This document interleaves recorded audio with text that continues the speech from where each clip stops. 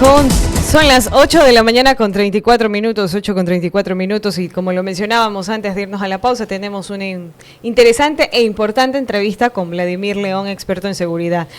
Don Vladimir, qué gusto tenerlo aquí en los estudios de Radiovisión. Queremos iniciar esta entrevista agradeciéndole por su presencia y sobre todo por cómo está el país. Es importante entablar y también resolver muchos cuestionamientos que tiene la ciudadanía. Uno de ellos fue que el día de ayer, conversando con un ciudadano, mencionaba que tal vez fue un poco apresurado por parte del presidente Daniel Noboa declarar 22 grupos terroristas en el país, y hacía la comparación dentro de su análisis que hay países como por ejemplo Colombia, que tiene el caso de la FARC, Sendero Luminoso en Perú, ETA en España, Maras en El Salvador, que son conflictos larguísimos y dolorosos. ¿Y cuál sería la visión o a dónde se dirigiría el Ecuador? Con esta pregunta, y para entrar en materia rápidamente porque está muy interesante el tema, le doy la bienvenida. Bueno, iniciamos. Gracias nuevamente por la invitación. Como siempre, un gusto participar e interactuar con ustedes y los interlocutores en temas tan álgidos, sobre todo en el tema de seguridad. Respondiendo a tu pregunta, en principio hay que hacer un análisis retrospectivo de cómo se da esto, por qué se vienen estas formas de inseguridad. Ahora, antes GDOs, ahora ya catalogados como grupos terroristas.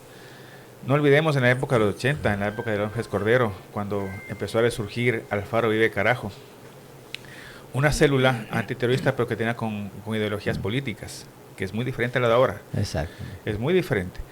Pero la decisión política en ese tiempo fue radical, y es por eso que durante muchos años o décadas no teníamos estos problemas. Hablando de la época de los 80, situaciones ideológicas. Ahora, ¿qué pasa a partir del 2000 con la dolarización? Nuestro país se vuelve un poco más vulnerable al sistema de cambio. Entonces se vuelve un país donde el dinero, el dólar, es fácil circular, y eso acotando también a la delincuencia que en esos momentos se vivía, como es el robo. Se dio en ese tiempo, yo recuerdo, lo que es el secuestro express, porque era fácil, dolarización, fácil, dinero. Esos eventos ocurrían. Pero paralelamente también en los distintos gobiernos se empiezan a abrir las fronteras abiertas. Tenemos gente de otros países vecinos, países balcánicos, y empieza la situación del narcotráfico en su totalidad. Más aún cuando estos brazos armados, hablamos de México, de Sinaloa y Jalisco Nueva Generación, traían acá a sus emisarios, colombianos, mexicanos, y hacían el trabajo. Es decir, que ellos fueron como los maestros. Ahí fueron integrando esa parte de poner un poco el temor en la ciudadanía, poco a poco. Pero ahí viene otro momento, el momento en que estos carteles de narcotráfico ya no quieren operar con sus emisarios colombianos, mexicanos, sino que ven mejor conseguir aquí brazos armados, músculos operativos para que les ayuden al control del tráfico y la cadena logística de droga, hablando como empresa del narcotráfico. Entonces se alejan un poco los colombianos, se alejan un poco los mexicanos, pero quedan las huellas de lo que es lo que se conoce como la barbarie. Entonces viene la lucha interna. Ahora, ¿qué es lo que pasa en ese momento? Como ya se crean brazos armados, empieza la lucha interna de estos brazos ya armados ecuatorianos, de la lucha de tener el control cerca de los puertos, tener el control en los puertos, tener control en los perfiles costaneros, tener control en los centros de acopio, y empiezan entre ellos a armarse sus grupos, que quizás en un principio se conocía de bandas como los choneros, que eran los más grandes, pero se comienzan a desintegrar, y empiezan ahora.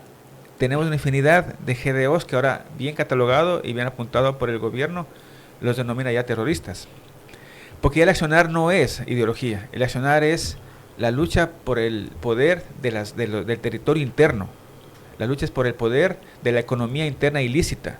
La lucha es por el poder de quién tiene el poder para someter a la ciudadanía en ciertos sectores. Y de hecho, estos sectores involucran también, ya no solo el narcotráfico, sino que viene la extorsión, las vacunas, el secuestro a todo nivel, sin objetivos previstos, y también el temor. Y justamente desde hace épocas atrás vemos que estas anteriormente llamadas GDOs se denominaban con atentados, empezaron a matar gente y daños colaterales. Entonces yo creo que la decisión gubernamental de nominar a estos grupos como que eran GDOs a grupos terroristas está bien apuntado, porque le da un frente muy amplio a Fuerzas Armadas, porque a partir de diferenciar lo que es el estado de excepción, cuando el gobierno declara el estado de excepción, pasa la fuerza militar a ser auxiliar de la policía para el control interno. Pero analizar estos temas, porque estos temas no son de la noche a la mañana, son previo análisis y previo asesoramiento técnico, y en diferentes aristas. El gobierno toma la decisión de decretar el 111, que es nombrar a estos GDOs como terroristas y declara la guerra interna, por grave conflicto interno. Cambian los papeles, porque las Fuerzas Armadas ya no son complementarias a la policía, sino que la policía pasa a ser complementaria a Fuerzas Armadas. Es por eso que hoy el jefe del Comando Conjunto lidera todas las acciones operativas a nivel nacional en contra de estas denominadas terroristas. Muchas personas no entienden eso, porque todo el mundo decía en el tema de la atención de conflictos internos funciona la policía, pero vale esa aclaración que usted está mencionando. Exacto, justamente por eso es que antes los gobiernos pasados decretaban lo que es los estados de excepción, y es cuando salían los militares a hacer acciones en apoyo a la seguridad interna, pero en apoyo a la policía. Por eso que la policía, dentro de su departamento de análisis de información, que tiene un sistema muy bueno de que se llama el ARGIS, donde se hace analítica del delito, apuntaban a sitios estratégicos como nichos o nidos del delito, y es cuando ahí apoyaba a las Fuerzas Armadas. Pero con este decreto, al declarar la guerra interna, cambian los papeles. Es decir, que era lo más apropiado que ha asumido el presidente actual, David Noboa, don Vladimir. Es lo más correcto que pudo hacer, porque la fuerza, la capacidad operativa y la capacidad de armamento tiene Fuerzas Armadas. Un frente de choque más amplio, porque no nos olvidemos que la policía no puede estar enfrentando todo momento al terrorismo, porque también tiene la seguridad ciudadana y tiene el control de la ciudad, tiene el control de los barrios, tiene la policía comunitaria. Son muchos frentes que tiene la policía. En este sentido, Fuerzas Armadas fue un papel importante y era primordial este decreto para que Fuerzas Armadas tome el control directo. Y hablando de control directo, en su articulado dice neutralizar a estas personas o terroristas. Neutralizar en palabras de guerra es o muerte, o herido, o detención, en ese orden. Eso encierra la palabra en neutralizar. En la policía es detención, herido o muerte. Pero en estos decretos es utilizar la fuerza letal va por esos caminos. Porque el enemigo ya tenemos identificado. Ya el ejército tiene los objetivos ya definidos. O sea, no es un objetivo como en una guerra entre países y está al frente y no sabemos a quién le damos, pero aquí ya tienen identificados los objetivos militares. Y sobre eso yo estimo y estoy más que seguro que el CIES, que es la inteligencia del Estado, en apoyo a la inteligencia de las Fuerzas Armadas y también integrado a lo que es la policía, porque la policía tiene mucha información, porque es la que está en las calles, es la que está siempre en las calles y aporta con mucha información. Creo que integradas estas tres inteligencias van a tener resultados favorables para la seguridad ciudadana. Y lógicamente, muchos de nosotros a veces pensamos que en una semana se puede terminar esto. No es una lucha que quizás recién empieza. Justamente, don Vladimir, gracias. Y conozco del profesionalismo, así como de la experiencia que usted pudo obtener a lo largo y ancho de su carrera como profesional, como miembro de uno de los grupos élite de la policía. Ahora, como usted lo ha dicho, esto no es una cosa de soplar y hacer botella, como decimos comúnmente, porque las personas piensan que con un decreto más el apoyo militar y policial, en 2 o 3 días se va a acabar con esta situación. Ahora, también la otra inquietud es que vemos en videos y capturas que se han hecho de personas que aparentemente, y lo decía ayer un experto en seguridad internacional, donde desde lo que ocurrió en TC y lo que se ha venido viendo es que estas personas actúan quizás por el instinto del dinero, o, me refiero a los que aparecen, ¿no? O por obtener sustancia y a algo de poder, ¿verdad? Porque le dan un arma y piensan que ya con eso han tomado el mundo a su control. Entonces, ¿cuál es el tiempo prudencial que habría que esperar para que dé los resultados? Todo esto, porque sabiendo que veo, por ejemplo, que aparecía hoy un estudio donde clasificaba los grupos, que hay alrededor de 24, si no me equivoco, y que lo que se desconoce son las cabezas. Ahora, todo esto aquello quiere decir que alguien venía haciendo este trabajo. No se había podido ejecutar quizás porque había fuga de información, porque no había el interés desde el Estado ecuatoriano, o porque quizás no se contaba con no había esa amalgama de coincidencias para hacer un solo frente. Mira, yo ahí apuntaría algunas aristas. La primera es la penetración. Voy a hacer una analogía breve del caso Metástasis con lo que está pasando. Caso Metástasis, hubo la penetración en Fiscalía, Judicatura, Fuerzas del Orden, abogados de libre ejercicio, de lo que salgan los productos de las investigaciones, salgan de la explotación de los nuevos teléfonos, que son 111, saldrán personas, porque alguien tiene que dar el dinero para eso. Entonces habrán personas, empresarios, políticos. Entonces acá es lo mismo. Alguien tiene que sustentar eso. Alguien tiene que ser el operador para hacer esas gestiones de terrorismo. Alguien tiene que pagar para buscar el daño a la ciudadanía. Esos son los invisibles. Son los invisibles, pero... Y no solo hablamos de, en este caso de TC, personas de entre 18 y 25 años, hay uno de 32 y 2 menores de edad. En primera instancia, lo que se llama el lenguaje no verbal, a lo que se les observa esos delincuentes están desorbitados, o sea, andaban... No tenían un conocimiento... Estaban desorbitados. Ellos no están preparados como para esto. Ninguna capacitación se pudo ver. Mi percepción dentro del análisis y la experiencia fueron utilizados. Fueron utilizados. Inclusive en imágenes se veían que uno no tenía, el arma no tenía donde se pone la alimentadora. Las balas. Exacto. O sea, fueron utilizados. Por eso hago la analogía. Entonces siempre buscan los operadores. En este caso, creo que están definidos ya de un grupo terrorista, pero a lo que voy es que siempre hay una cabeza que no es muy visible. Y a esa cabeza visible hay alguien que le inyecta la parte económica. Porque si no, ¿cómo mueve la logística humana, las armas, la munición, los explosivos? Es decir, que detrás de esto hay todavía varias cabezas invisibles. Debe haber, aparte de las cabezas visibles de los terroristas, ¿quién les proporciona la parte económica? Pero se derivaría todo esto al tema narcotráfico. Podemos tener varios noreros en el país. Exactamente, o sea, porque alguien debe estar manipulando. Ejemplo, te pongo un ejemplo. Si yo estoy con un grupo terrorista de NN y ellos son mi brazo operativo del cartel de Sinaloa, y ese se divide en varias células terroristas. Entonces, es un grupo. Si yo estoy con el cartel de Sinaloa, yo tengo mi brazo operativo, que es otro grupo terrorista NN, y también tiene sus tentáculos, sus células. Entonces, esas son la parte problemática. Ahora, la parte del narcotráfico, ¿cómo la estamos manejando? Nos dedicamos nosotros siempre a coger droga, a hacer los trabajos operativos, y somos el país que ponemos los muertos, somos el país que nos estamos desangrando. Estados Unidos nos está dando un apoyo, pero necesitamos más presencia, porque ¿a dónde va la droga? ¿A dónde luchamos para que salga? A la parte exterior, sea Norteamérica o el Estado europeo. Antes éramos un país de tránsito, ahora ya tránsito, no. Pero mira, yo voy en el sentido de que, si bien es cierto que Estados Unidos, Europa tienen sus unidades de inteligencia y trabajan con la lucha contra el narcotráfico, el apoyo debería ser más profundo para nuestro país, porque es el que está poniendo los muertos en esta lucha, que si bien es cierto es nuestra, pero los intereses son externos. ¿Y dónde irá ese apoyo, don Vladimir? ¿Dónde? Se centrar ese apoyo que debe darse. Bueno, el apoyo es logístico, capacitación, tecnología, el apoyo en la parte legal, en el asesoramiento, a pesar de que nosotros en el Ecuador tenemos muchas leyes que son buenas, pero la parte estructural judicial no las aplica.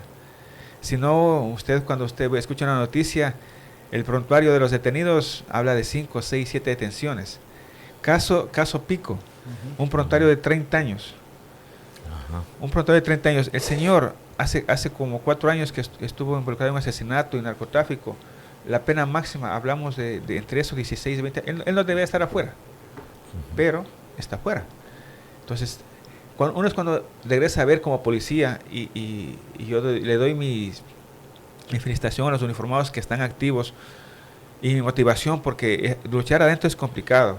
Uno muchas veces ha cogido personas en flagrancia, con kilos de droga, pero a la vuelta de la esquina, no, ni siquiera sale, le dan libertad porque él determina que es consumidor, con 10 kilos es consumidor. Esas son cosas que golpean. Se abastece por año. Son cosas que golpean al trabajo del uniformado, y en este caso Fuerzas Armadas y Policía deben tener el respaldo ciudadano, porque ese respaldo es fundamental, porque nosotros no podemos estar pensando en que si aquí no está un militar, ¿por qué no vienen los militares? O si no está aquí la policía, es que la policía no aparece. Mire, el espacio geográfico del Ecuador, 250,000 kilómetros cuadrados que tenemos, con una capacidad operativa entre policía y Fuerzas Armadas que sobrepasan los 100,000. O es una regla matemática, no podemos estar en todos los sitios, o no pueden estar en todos los sitios. Y por eso es que viene la parte de la inteligencia.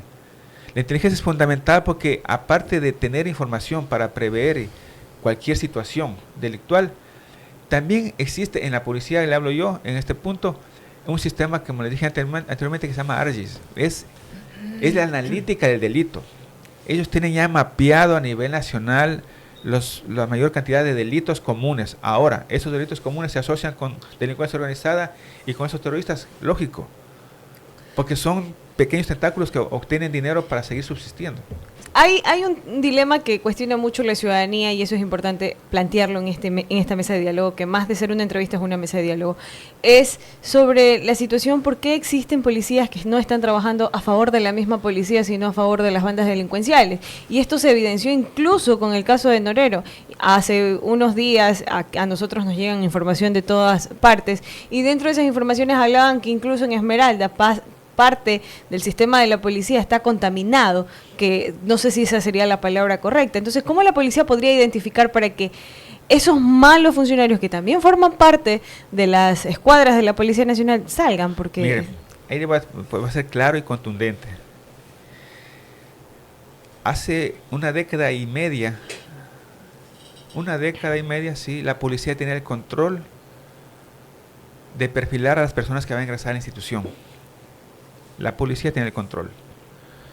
A raíz del 2017, en el gobierno de turno, abre las puertas para que todo el mundo ingrese. Ya no hay ese mismo filtro. Primer punto. Segundo punto, le quita la autonomía jurídica a la policía. El reclutamiento de los nuevos funcionarios para la institución policial ya no se hace cargo de la policía, sino el Ministerio de Interior en su época. ¿Qué pasa aquí? En este punto hago un corte y me traslado a Colombia hace 60 años. ¿Cómo penetraron a las fuerzas policiales y militares, a los estamentos judiciales, a los estamentos políticos? Ciertas personas del grupo subversivo ELN, de la FARC, así ingresaron. Por la penetración desde esos momentos. Lo otro. Una vez que se da este evento, que la policía no tenía el control del perfilamiento para reclutar policías, sino que pasa al ministerio, se crearon los famosos cortes.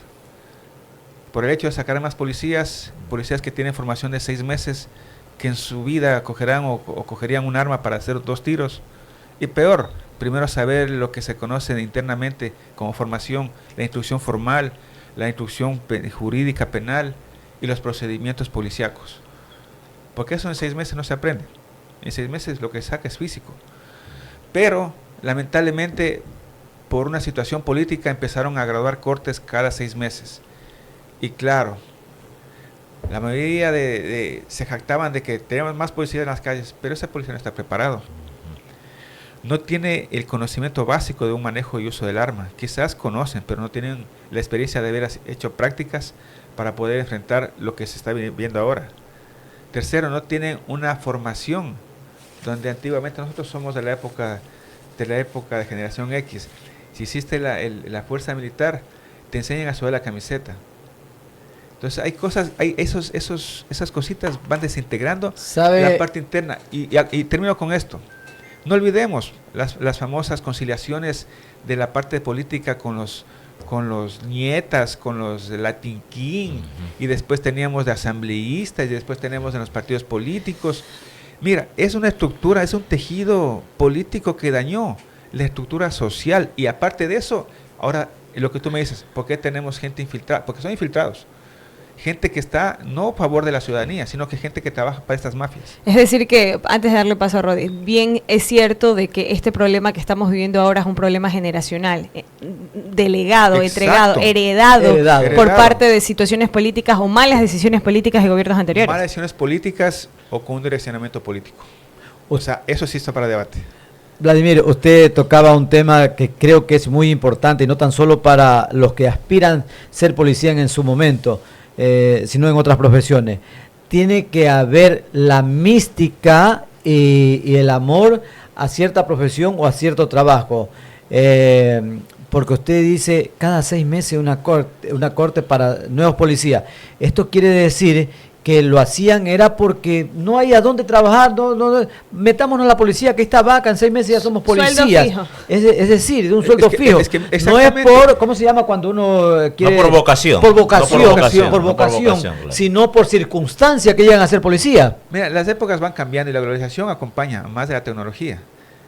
Anteriormente, para ser un profesional como ustedes lo son, como yo me forjé en el 86, había una vocación de servir, y yo la mantengo porque esos son mis principios. De servir, y además algunos tienen que los padres, los abuelos fueron policías, dicen, Fueron yo quiero ser policías, como mi papá. Todo, pero como te dije a ti, es para debate o para discusión la parte de decisiones políticas. Y como quitaron la autonomía y el perfilamiento para que la propia policía escoja a su gente, y abrieron a todo el mundo. Entonces, de allí viene el problema, entonces. Es el abrieron cáncer, a todo el mundo. ¿no? Exacto, el cáncer. El cáncer Entonces, es allí. ahí viene la cuota política, lo que tú dices. Entonces, ¿cómo yo doy trabajo a los que me ayudaron en mi gestión para ganar mi presidencia? Le doy cupo a la policía. Entren. No sabemos quién entró, pero entraron. Porque la policía no tenía el control, pero entraron. Y terriblemente se ha dañado la imagen de una de las instituciones más importantes del país. Yo siempre digo, los buenos somos más, los malos son menos, pero estos están organizados. En la policía, y pienso y creo por lo que he visto, porque yo hablo con evidencia, siempre está presentando la depuración institucional, siempre está dando de baja, indicando de los procesos, y creo que aparte, no sé cuál más, si ustedes me dicen, pero yo la policía veo que siempre está depurando.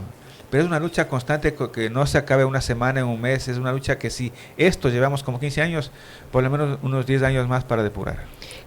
¿Cuánto le costaría al Ecuador en tiempo tratar de solucionar esta situación? Porque, por ejemplo, siguiendo el ejemplo de Colombia con la FARC, tienen un periodo de situación larguísimo en el ámbito de la guerra. Ellos tenían 60 años, pero es cuestión ideológica. Aquí es cuestión de luchas de poder por territorio, por narcotráfico. Y Dos escenarios distintos. Todos son escenarios distintos. Aquí la posición del gobierno actual, esa no debe flaquear. Y los ciudadanos en especial tenemos que apoyar. La Asamblea está haciendo su parte. E hizo su parte en aprobar las decisiones gubernamentales, pero la comunidad también. Nosotros somos los testigos y somos quizás los que tenemos la voz y el mando para que las cosas cambien. Pero no podemos ser meros espectadores de que pasó esto, no hicieron esto, apoyar. Ahorita lo que nos queda, porque yo creo que hay un buen direccionamiento estratégico de parte del gobierno que baja los niveles operativos de Fuerzas Armadas y Policía, apoyar esa gestión. Lamentablemente, en toda circunstancia como estas decisiones, seguro van a haber daños colaterales, seguro, de parte y parte. ¿La sostenibilidad de esta situación hasta cuándo sería? ¿O cómo debería ser la sostenibilidad para que ahora se va a controlar y en un futuro, de aquí a 5 años? Por eso también indistintamente hay preguntas que hace el gobierno para que esto continúe.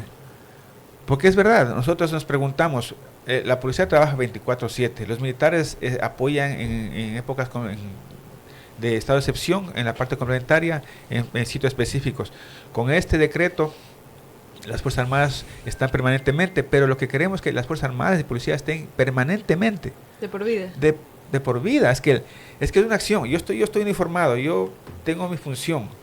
Y soy franco en esto, ya no hay guerra. Guerra no hay. La guerra es interna ahora. Entonces, ¿qué tengo yo? Fronteras, tengo puertos marítimos, tengo espacio acuático, tengo espacio aéreo. Debe estar como la policía patrulla las 24/7 la parte terrestre, cada una de las fuerzas debería estar en su espacio de control 24/7. Hay una interrogante, si bien es cierto, se están haciendo todos los esfuerzos para controlar el tema ahora, es decir, frenar lo que está prácticamente acabando con la seguridad del país. Pero esto al parecer ya arrastra desde varios años. En Galápagos, en la frontera con Colombia, con Perú, se han detectado cargamentos de armas de fuego. Esto quiere decir que las bandas delincuenciales, ahora terroristas, estarían abastecidas de suficiente armamento, no sabemos, para una guerra de 1 año, 2 años, 3 años. ¿Qué pasará si al día de hoy, mañana, ya todo vuelve a la calma? Aparentemente cogieron a tantas personas, hay un informe que hay 100, 200, 1000, 2000 personas capturadas tras las rejas, pero ¿qué seguirá allí? La pregunta es, ¿cree que se debe de impulsar algún tipo de campaña para desarmar a estos grupos, ingresando a los lugares donde la inteligencia refleje de que tendrían embodegado este tipo de armamentos, que ya no solo son pistolitas, armas de largo alcance, donde se incluye explosivos? Yo en eso soy fáctico. Ahorita tiene el poder Fuerzas Armadas. Yo no voy a, si tengo inteligencia, yo no voy a detener. Si yo sé que en un sitio está, que hay armas, yo entro a neutralizar. Porque a mí de nada me sirve coger las armas mientras las cabezas estén visibles. O sea, e ir directo al objetivo principal. Objetivo. Y esa disposición, creo que lo dice el Está decreto, clarísimo. neutralizar. Neutralizar. Es la palabra clave. La palabra clave. Interprételo a su manera. Ajá. Exacto, pero usted neutraliza y ya no tiene problema. Como dice en el argot serrano, muerto el perro, muerta la rabia. ¿No? Ahora, yo siempre digo, las armas no vienen caminando. Ya tenemos hechos ciertos. En Galápagos se incautaron armas, aquí se incautaron armas, vinieron en contenedores, armas en motos acuáticas. Falta de control entonces ahí lo que necesitamos es un fuerte control, y no solo las fuerzas, sino de quienes ejercen la parte administrativa de las, en este caso. Se mencionaba que Perú era uno de los proveedores de armas. Mire, Perú siempre ha sido. Yo en mi época de policía estuve de comandante en la zona, en El Oro. Y ahí tenemos una investigación de que hasta esa fecha habían ingresado como 40,000 armas ilegales. Ahora, ¿cómo ingresan? Es la pregunta, porque dice, pero ¿por qué no controlan? Oiga, si Perú tiene como 30 pasos clandestinos de Perú a Ecuador, en la frontera. Controlado por bandas también. Controlado por bandas. Aparte de eso, usted en toda la frontera que tenemos con Colombia tenemos 720 kilómetros de extensión. Y por esos pasos clandestinos son que ingresan a nada. En todo el perfil costanero tenemos 350 kilómetros de perfil costanero. Controle eso. Es por eso que la sostenibilidad de las Fuerzas Armadas en el control interno debe ser permanente. Cada quien en sus áreas, pero 24/7. Don Vladimir, estamos llegando a la parte final de esta entrevista, de este conversatorio, pero nos hemos quedado con ansias de seguir en el diálogo, así que esperamos que usted nos vuelva a aceptar lo más pronto posible otra entrevista para continuar. Estos temas son interesantes y lo pertinente y lo práctico para terminar también. Nosotros en las operaciones militares se conoce lo que son OPSIC. Las OPSIC son las operaciones psicológicas y parece que ciertas personas a través de los medios de comunicación como redes sociales nos están haciendo OPSIC a nosotros los ciudadanos. ¿Por qué digo esto? Porque hay una cantidad de información falsa que se está regando en redes que crean el pánico social. Yo tengo preguntas sobre la crisis carcelaria. Hace pocos minutos me llegaron videos de lo que está sucediendo en Esmeraldas, en la cárcel de Esmeralda, pero no sabemos si es real o mentira. Exacto. Mira, ayer estaba en una reunión y me enseñaban videos de que están haciendo actos hostiles contra guías, pero la información oficial no da eso. O sea, el SNAI no da información. Y aparte de que no hay información, pero los medios de comunicación, que son los llamados a mantener ese equilibrio entre la armonía de la sociedad y lo que está pasando, también deben reflejar información contrastada. Hay mucha información que está en las redes que es totalmente falsa. Totalmente falsa. Por eso yo siempre, y ustedes me imagino que son los llamados, así como todos los medios de comunicación, a observar y mirar información contrastada y verificada. Porque si no, las OPSI que deben hacer las fuerzas hacia esos grupos terroristas, estos terroristas están haciendo hacia la ciudadanía. Antes de irnos, bueno, agradecerle por su participación y por su presencia. Antes de despedirnos, tenemos un reporte en exteriores. Desde el registro civil, muchos ciudadanos nos estaban preguntando si existe o no atención. Tenemos a nuestro equipo de reportería, quienes nos dan detalles al respecto. Muchísimas gracias, don Vladimir. Gracias a ustedes, Gracias, don Vladimir. Gracias por todo. Muy bien, gracias. Así Vamos llegamos al a la parte reporte final. entonces, desde el registro civil. Vamos al Sí, registro vamos al civil. registro. Vamos al registro civil. Adelante, Sofi. Esos temas son para ahora. Hola, ¿qué tal amigos de Radiovisión Manabí? Nos encontramos en este momento en los exteriores del